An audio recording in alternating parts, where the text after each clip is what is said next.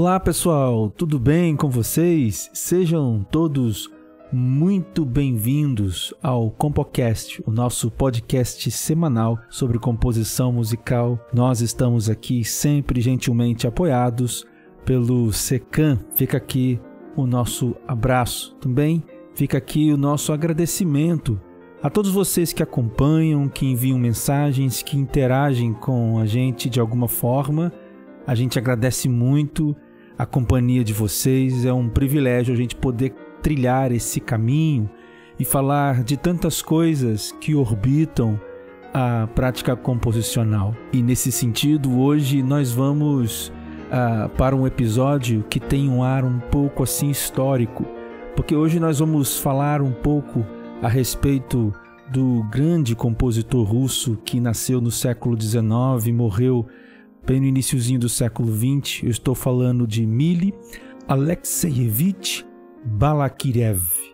Bom, eu gostaria de falar um pouco sobre a vida do Balakirev, porque é um compositor que tem traços muito especiais em sua vida.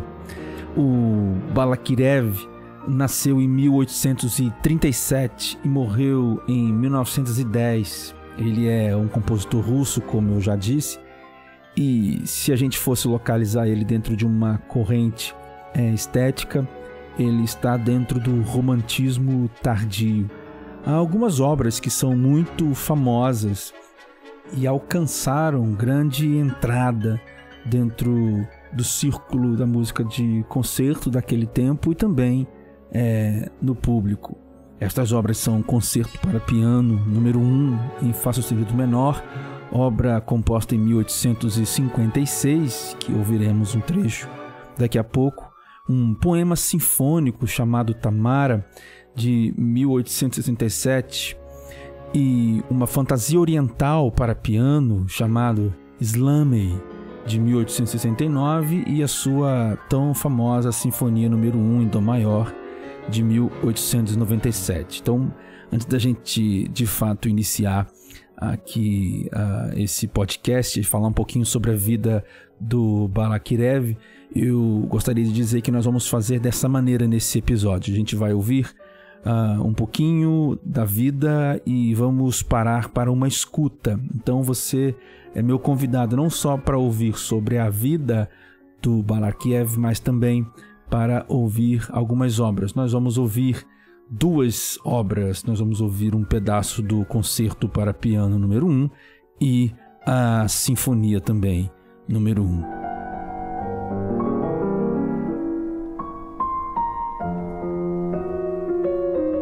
Pois bem, o compositor russo Mily Balakirev nasceu em 2 de janeiro de 1837 em Novgorod. Seu pai era um funcionário público do Departamento de Imposto sobre o Sal. E então ele era de uma família nobre e empobrecida. A mãe do compositor era uma mulher inteligente, enérgica e musical. E na verdade foi a primeira professora dele, né? Deu a ele as primeiras aulas dele ao piano. Que logo, se destacou, por ter um ouvido absoluto e também por ter uma memória musical fenomenal. Então, quando o Balakirev fez 10 anos, os pais o mandaram estudar em Moscou. Mas acontece que a vida lá, em Moscou, naquele momento, era muito cara e por isso os estudos tiveram de ser interrompidos logo depois assim que ele teve por volta de 10 aulas. Então a pobreza fez o jovem talento ser dependente de figuras muito importantes e existentes naquela época, que eram os mecenas, as pessoas que financiavam as artes, os artistas. E esses mecenas só poderiam ajudar, caso o artista tivesse muito talento, fosse muito esforçado, fosse submisso também ao mecenas e atingisse, no decorrer da sua caminhada, um certo sucesso. Então, o maestro do teatro, o maestro Carl Irish, ele observou que o Balakirev tinha um certo talento, tinha muito talento, então deu aulas de piano para ele de graça. E, além disso, levava o jovem Balakirev para os ensaios da orquestra do teatro. O jovem Balakirev conheceu um rico musicólogo e proprietário rural que se chamava Uli Bichev, que mantinha uma orquestra doméstica própria e organizava concertos naquela sua propriedade rural, né? E nesses concertos o Balakirev tocava piano. Então, assim, aos 15 anos, o Mili Balakirev já obtivera os primeiros sucessos como maestro nesses eventos, organizados por esse musicólogo rico, né, e proprietário rural. Então, um ano depois disso, já o Balakirev, autoconfiante e cosmopolita, ele deixa então Novgorod para estudar matemática em Kazan. Isso é muito interessante sobre a vida do Balakirev. E ele financiava os seus estudos, ou seja, os seus estudos na área da matemática, dando aulas de piano e tocando nos circuitos e nos círculos, né, aristocráticos. O Libichev, esse musicólogo que era fazendeiro, né, então ele sugere para o Balakirev que ele fosse para São Petersburgo, porque era um lugar assim onde fervia a arte, né? Sobretudo a música do século XIX. Lá, a casa dos amantes de arte influentes e nobres se abririam, então, para o jovem compositor, que era, né, um pianista, um músico extraordinário. Assim, o Balakirev resolveu sair da universidade, abandona, então, a matemática, o curso de matemática, e decide ser músico profissional, o que era, naquele momento, um passo ousado, pois o status de músico, na época, era pouco seguro, né? Não muito diferente de hoje. O músico dependia da misericórdia de mecenas nobres. Então aí ele viveu esse tempo ali, dependendo desses mecenas lá em São Petersburgo. Então, um ano depois, ali em São Petersburgo, ele brilha como pianista e maestro na Universidade de São Petersburgo com o seu concerto para piano número 1 em Fá sustenido menor. Concerto que teve uma influência muito grande de um compositor muito famoso, né? Um compositor polonês super famoso daquele tempo. Eu estou falando do grande Chopin. E esse concerto do Balakirev tem uma influência muito grande, né, de Chopin, do ponto de vista não só da virtuosidade pianística, mas também da condução, né, das harmonias. E eu diria do idioma que Chopin cria nas suas obras, né? Apesar de que a estética romântica meio que nivela muito as obras por um certo nível estético igual, né? Mas há, obviamente, pela genialidade desses compositores, nuances muito características. Após o brilhante concerto de estreia, né, do concerto número 1 para piano do Balakirev, a nobreza de São Petersburgo ficou aos seus pés. E Balakirev, com seu grande talento, poderia então seguir a sua carreira de pianista. E aí ele teve que tomar uma grande decisão, ou ser pianista ou ser compositor. Nós vamos agora ouvir um pequeno trecho do concerto para piano e orquestra número 1 em Fá sustenido menor de Balakirev.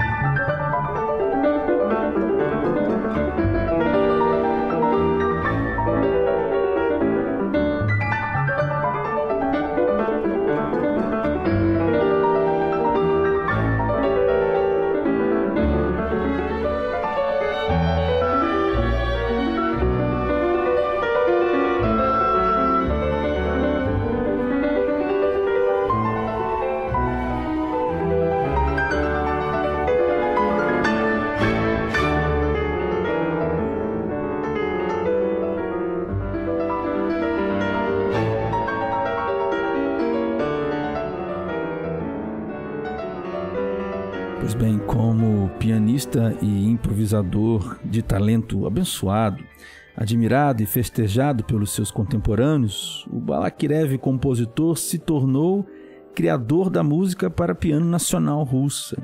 Ele empreendeu 4 viagens à região do Volga e do Cáucaso. O local, as pessoas e a música especial o fascinavam.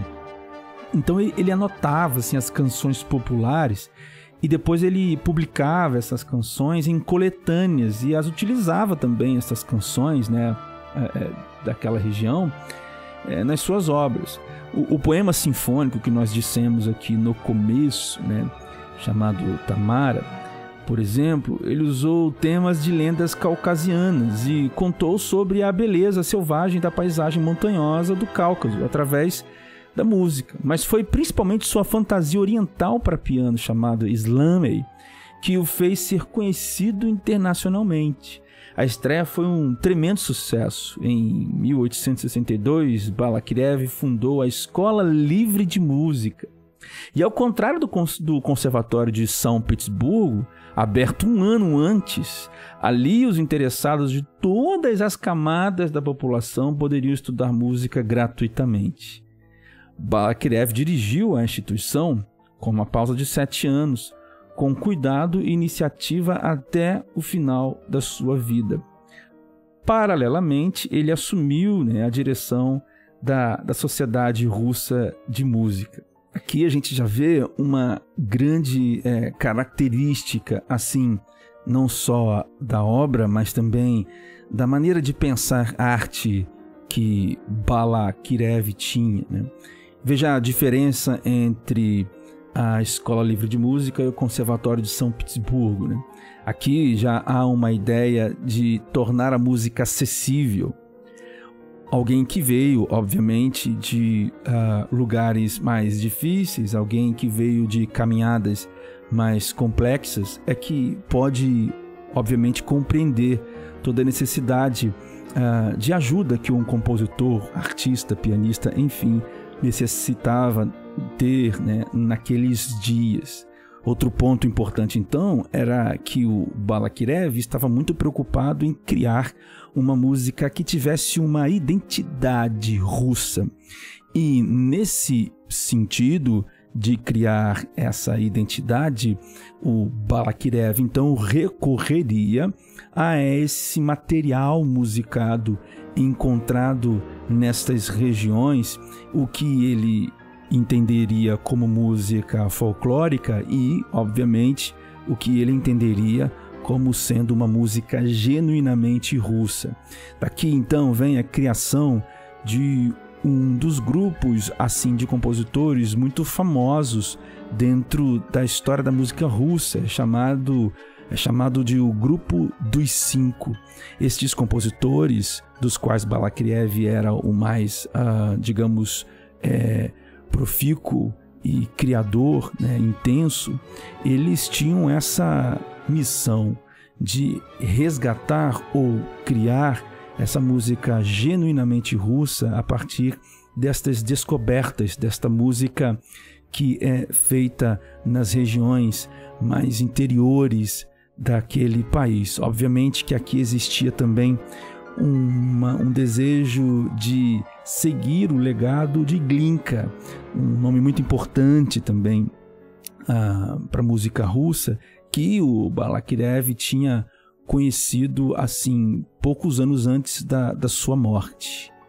E sobre a personalidade do Balakirev, o compositor russo, né, o Rimsky-Korsakov, importantíssimo compositor russo, escreve o seguinte, abre aspas: ele exercia um fascínio como nenhum outro. Era um jovem, ele tinha olhos maravilhosamente vivos, fogosos, uma barba considerável, falava de maneira decidida, estava sempre disposto a improvisações magníficas ao piano, memorizava todos os compassos conhecidos e guardava temporariamente na cabeça qualquer composição que fosse tocada. Sempre transmitia o sentimento de sua própria grandeza, e o outro percebia imediatamente a sua superioridade. Sua influência sobre as pessoas ao seu redor era incrivelmente grande e parecia ser quase uma força magnética. Fecha aspas. O Korsakov era um desses compositores do grupo dos 5, né? Importante dizer isso também. Mas apesar dessa autoridade, confiança e até superioridade do Balakirev, ranzinza, concentrado apenas na música, ele sempre caía, né, com uma certa frequência em depressão e tinha essa dúvida de si mesmo. Já no final da década de 60, nós estamos no século XIX, portanto 1860, o Balakirev se encontrava em uma situação desesperadora. As apresentações da Escola Livre de Música eram cada vez menos frequentadas, pois a elite da sociedade pouco se interessava pela música nacional russa. A situação financeira de Balakirev ficou catastrófica, pois ele não tinha de prover apenas para ele mesmo, mas também para as 3 irmãs mais jovens que ele tinha e também para o seu pai, que naquele momento estava desempregado. Além disso, ele teve que renunciar ao cargo de maestro da Sociedade Musical Russa. Então a constante penúria, falta de dinheiro, né, a saída do cargo e o desprezo da sua cidade natal, Novgorod, por sua música revolucionária, conduziram então o Balakirev a uma crise profunda emocional. Ele se afastou de seus amigos e abandonou todos os seus cargos. Até o seu interesse pela música diminuiu. O Balakirev se exilou, então, voluntariamente, perto de Varsóvia, onde trabalhou como funcionário da ferrovia e do correio. O Balakirev, nesse momento, se distancia do mundo e se apega, então, à religião. Apenas no final da década de 70, as pessoas conseguiram atrair o dissidente Balakirev de volta, confiando a ele a edição de partituras de óperas de Glinka. Então, foi revivada a intensa troca de ideias com ninguém mais, ninguém menos do que Tchaikovsky, que dedicou 3 obras ao amigo, ao Balakirev. Com a saída de Balakirev de São Petersburgo, o grupo dos 5, então, se dissolveu, né? Agora, então, com esse retorno do Balakirev, que antes exilado, agora retornado, então foi acolhido um novo círculo de músicos amigos, com outra configuração, sob a denominação de Encontro de Weimar. Interessados em arte, músicos e aficionados por música reuniu-se para a troca de ideias. Nesses encontros, o Balakirev pôde apresentar suas novas obras e brilhar como um pianista, e principalmente com as interpretações de Chopin, compositor que muito o influenciara, né? A situação financeira mudou sensivelmente quando ele foi nomeado diretor do grupo de cantores da corte. Ele reformou o sistema escolar e cuidou da formação de crianças talentosas, geralmente de famílias sem recursos. Aos 57 anos, Balakirev fez sua última apresentação pública como pianista em Varsóvia, em homenagem a Frédéric Chopin. O compositor polonês foi o grande amor do pianista nos últimos anos de vida. Uma série de composições para piano do Balakirev foi fortemente influenciada por Chopin, como noturnos, mazurcas, valsas, etc. 4 anos mais tarde, o Balakirev fez seu último concerto na Escola Livre de Música e estreou a sua Sinfonia número 1, em Dó maior, finalizada após quase 30 anos. E em 29 de maio de 1910, Balakirev morreu aos 73 anos em São Petersburgo, e uma grande multidão acompanhou então o seu caixão até o cemitério, ao lado do mosteiro Alexander Nevsky, onde já estavam enterrados Borodin e Mussorgsky. Ouviremos agora um pequeno trecho do incrível ou da incrível Sinfonia número 1 de Balakirev.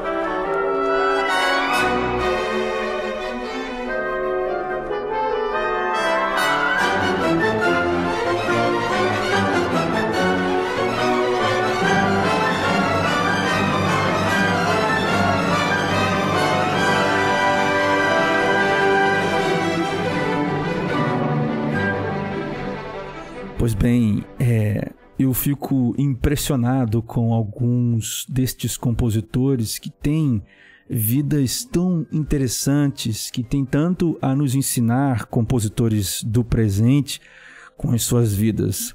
Balakirev não foi imune àquilo que atinge a tantos de nós, não é? E eu digo aqui duas coisas, a saber, a dificuldade financeira. Eu vivo e vivi isso muito, e tenho certeza que muitos de vocês também vivem a dificuldade de poder estudar, de pagar os estudos quando crianças ou jovens, não é? Se não houver apoio dos pais, a gente depende dos mecenas de hoje, que obviamente não são como os de antes, mas ainda existem projetos sociais que obviamente não são mecenas, mas ainda promovem alguma possibilidade para pessoas como nós. E Balakirev também foi muito invadido por essa sensação que invade a tantos de nós hoje, né? E eu falo aqui da depressão, da angústia, da ansiedade e todos os males da alma. Nós estamos nesse setembro de 2024, o setembro amarelo, onde existe essa campanha de valorização da vida, né? E a gente vê aqui um Balakirev que teve uma dificuldade, lutou, encontrou outra, se entregou, viveu 10 anos no afastamento, no exílio e depois retorna. Esse homem mostra uma resiliência profunda, ao mesmo tempo que a história do Balakirev também nos mostra que quando a gente se entrega ou a gente entrega os pontos, a gente acaba perdendo tempo. E tempo é o bem mais precioso que temos. O que a tristeza nos tira é o tempo, um tempo que não volta, oportunidades que não se refazem, né? E talvez sejamos alguns aqui ouvindo este podcast nesta situação. Eu espero que você tenha um encontro como Balakirev teve, né? Ele se encontrou na religião, se isolou, se encontrou, se tratou, né? De alguma forma. Eu espero que se algum de nós aqui há nesse momento vivendo algo nesse sentido, que haja esse tratamento médico, procure ajuda, esse tratamento social, procure pessoas que somem a sua convivência, e esse tratamento para além do físico, o transcendental, seja como você quiser chamar isso. Fica bem, esse foi o nosso episódio de hoje. Eu espero que você tenha sido impactado pela vida do grandíssimo compositor russo Balakirev. A gente se vê na próxima, até mais e tchau!